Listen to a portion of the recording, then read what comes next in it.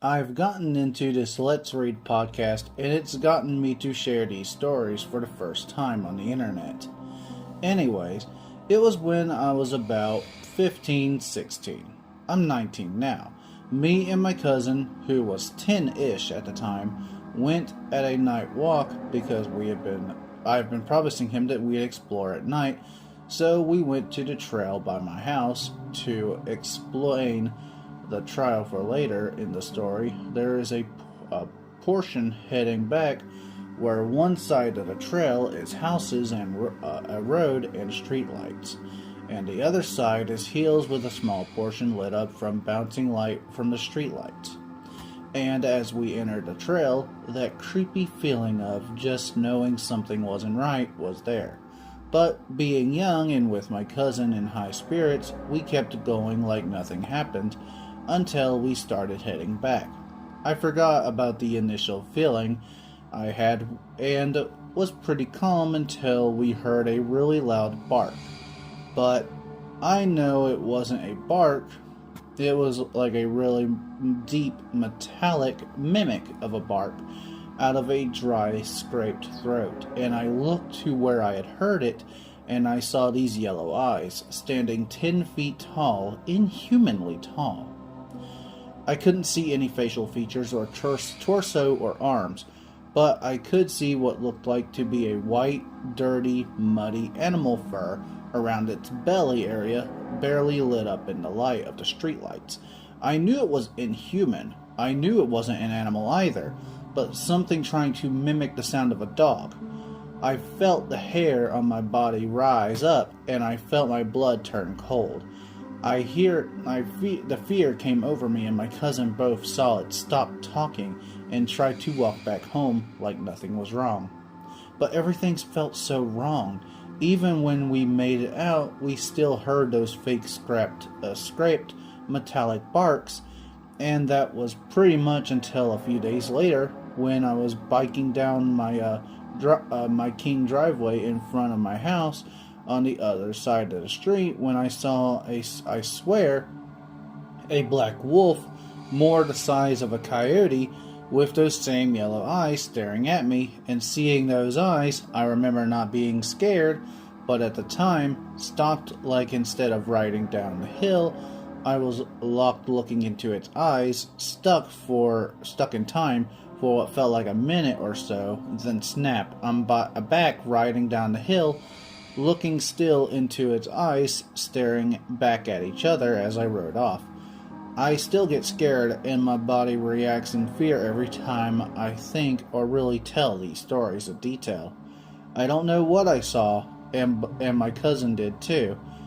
I have more stories from the hills and more ghost stories in my friends' haunted houses, and what I swear is something paranormal caught on camera. I'm willing to share if anyone wants to hear about those, but please let me know if anyone had similar encounters or experiences, and if you got any questions, do ask. I moved to Washington State 6 years ago, but before I moved here, I lived in 6 other states and overseas, and I've seen some weird stuff and heard about others' paranormal experiences, but never truly had one of my own. We moved into a rental house in 2018.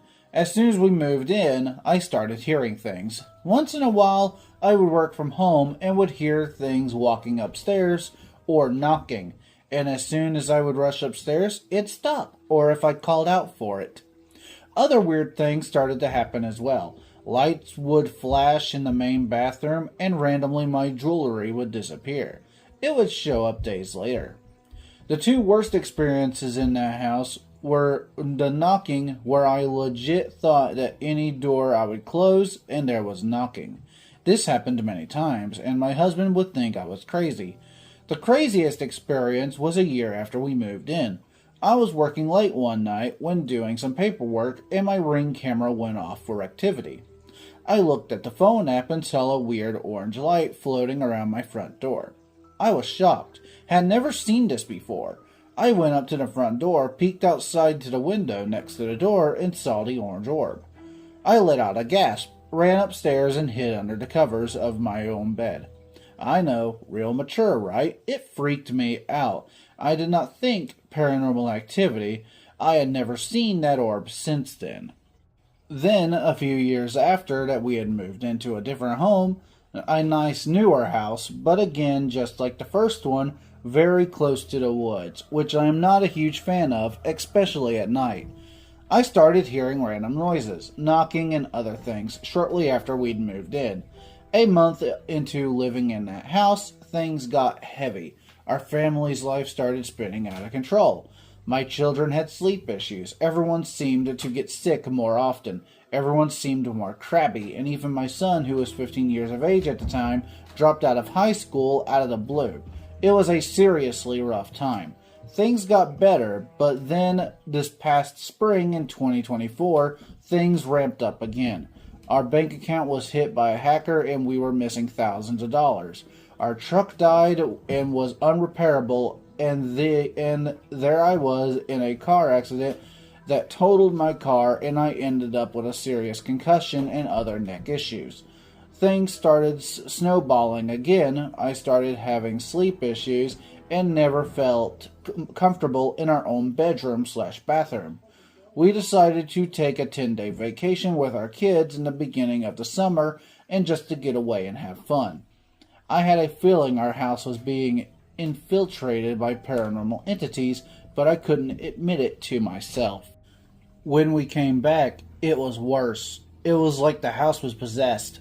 The walking around upstairs, the stomping, the pounding, the lights flickering constantly, things missing, I couldn't sleep, the scratching on the walls, my dogs would bark and howl in the middle of the night like we had never heard before. The first day we came back, I was helping a child at homework when I saw a figure go by my line of vision between the front door and the office.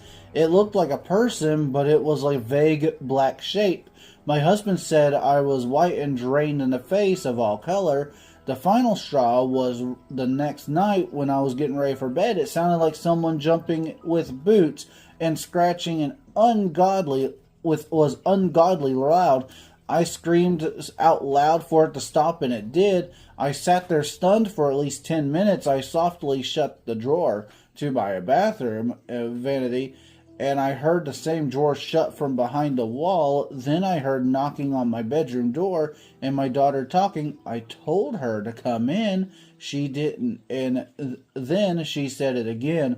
I opened the door and there was no one there. I saw stand there stunned. I ran out of the bedroom to my daughter's and asked her if she had just knocked on my door, and she said she had not. And I sat on her bed completely, and I couldn't talk. I locked her door and slept in there, even though the noise now by her, the doorknob jiggled, and then there was now heavy boots stomping above us in the attic. We both cried. We got out a cross and a Bible and read the same passage over and over again.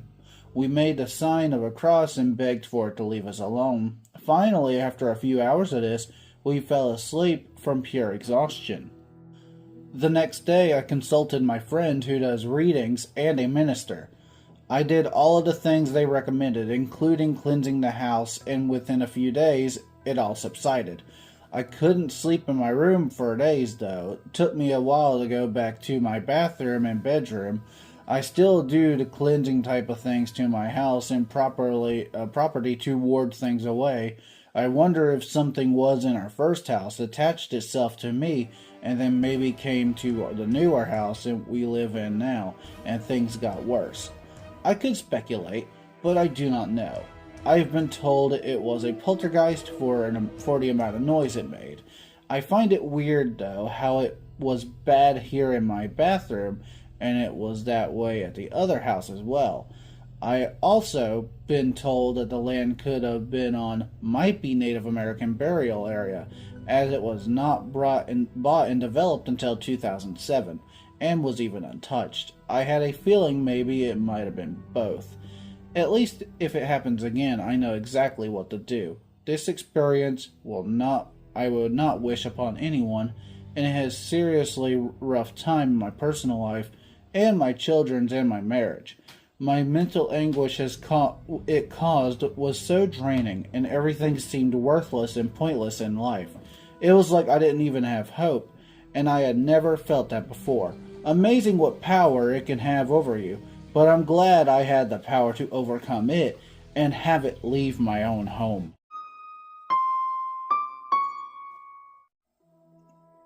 If I am honest, I really don't even know where to start. I even debated telling this story. This story changed the relationship me and my cousin had forever. But we are from Texas. But when I was 11 years old, we moved to Washington State. There was a new cancer treatment in Washington, so my mother, aunt, and my grandma, my little brother, and myself all left for the move to Prosser, Washington. My grandma was suffering from breast cancer at the time. With our first house in the county, it was a single wide trailer. From the moment we moved, it seemed that there was something always off. But trying to ignore it with the new move and the new surroundings, we tried to ignore the signs. It all started with little things, from lost items that never turned up again, to things being moved to the other side of the trailer with no explanation to why. But the worst was my room, at the back of the trailer. You always felt watched. It felt uncomfortable, and I hated that room. Fast forward to the event at hand, my uncle and his two boys already lived in Washington State before we moved there. Kyle and Lance, my cousin Kyle, and I were very close. Had always been close since we were toddlers. We always looked out for each other, so I was happy with the move because when they moved from Texas, I missed my best friend. This particular day, my mom and uncle had some errands to run, so they left me in charge since I was the oldest. I was older than Kyle by about 1 year and older than Lance by 2. We were used to watching ourselves, so it wasn't a stretch to be left alone this day. Kyle, Lance, and myself are in the back room of the trailer, in my room playing video games. Lance, being the youngest, he would have been 9 at the time, decided he was starving and went to the kitchen, leaving me and Kyle to play games. A good 10 minutes later go by, and Lance never came back to the room. We yelled for him, but he never answered. So I looked at Kyle, annoyed, and said, "Let me go check on him before we end up in trouble." Lance, being the baby of his family, was spoiled as hell, and if he was ever unhappy about anything, we would always get in trouble because he would run to his dad, who in turn would tell my mom, and both me and Kyle would get in trouble. I go to the kitchen to find him rummaging through the cabinets. I ask him, "What is taking you so long, and why didn't you answer us calling for you?" He was on the phone at this time with my uncle, complaining that he was hungry and we weren't feeding him. I was already getting ticked off because I knew we were going to end up in trouble in that moment. I go to take the phone and tell my uncle I wanted to talk to my mom. As I was about to talk to my mom, we hear Kyle scream this unearthly scream. When I say this scream leaves you with the chills, it is an understatement. Both me and Lance drop the phone and run to my room. I feel like I have described my rooms to you, so understand this scene as I walked in. When you first walk into my room, it's at the right end of the hall, being at the end of the trailer. To the left of the front door was my closet. Wasn't very wide, just long enough in length of the room. Looking straight was a small walkway because to the right was my king-size bed. That was definitely too big for the room. To the left of the bed was my dresser, which was against the wall, where the door was to walk into my room. Between the dresser and my bed was barely any room to walk, let alone fit yourself in between the bed and the dresser. When I walked into the room, Kyle was on the floor digging himself in the floor between my bed and dresser. He literally looked white, and as I walked to him to see what was going on, he started scratching into the floor, trying to dig himself into the wall and screaming for me to get away. I am confused, scared, and not understanding. Lance, coming in right behind me, yells to get out of the room. I do. I leave and go back to the kitchen, which I have to walk through the washroom past my brother's closet of a room to the kitchen. I picked up the phone and tell my mom something has happened and I don't know what they need to get home, so they head our way. After what felt like hours, which was probably more like 5 to 7 minutes, Lance calls me to the washroom. I go and ask him what happened, and he keeps shaking his head and saying he doesn't make sense. He starts to ask in accusatory tone if I had scared Kyle before I went to the kitchen. I was like, no dude, why would I? Nothing can scare Kyle anyways. Kyle was that tough boy, he was scared of nothing. He was born being able to throw hands like a pro, and he has always been that way. To see Kyle scared just was not heard of. I start to defend myself, letting Lance know that I don't know what he said because he hadn't explained by this time, but I had been in the kitchen with Lance. How could I have scared him? And with that, when Lance said, I'm sorry, I know, I finally get mad and tell him to explain. He says that when I left, Kyle could hear me and Lance in the kitchen bickering back and forth. He claims that he yelled for us to bring him something to drink, which none of us heard. He claims shortly after that I came back to the room and stood in the doorway. He didn't pay attention at first because he was engulfed by the game. When he looked to his right to look at me, he said my eyes were hollow, that I had this unimaginable grin on my face with blood dripping from the side of my mouth. He said he backed up to the wall when he was sitting on my bed and took a step towards him, reaching out for him. He screamed. In doing so, he said I laughed at him. My neck made this awful sound which looked like I had broke it, and my head was which one side unrealistic to his eyes, and then disappeared to the wall, laughing when he screamed. As I hear this, I am like, what do you mean I disappeared into the ceiling?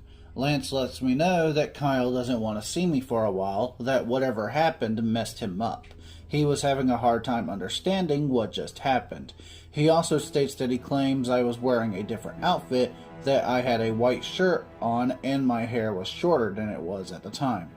My uncle and mom got there, and I am asked to go to my mom's room, which is on the other end of the trailer, and wait there until my uncle leaves with the boys. I didn't get to see Kyle or talk to him for months. Finally, they started to come around again.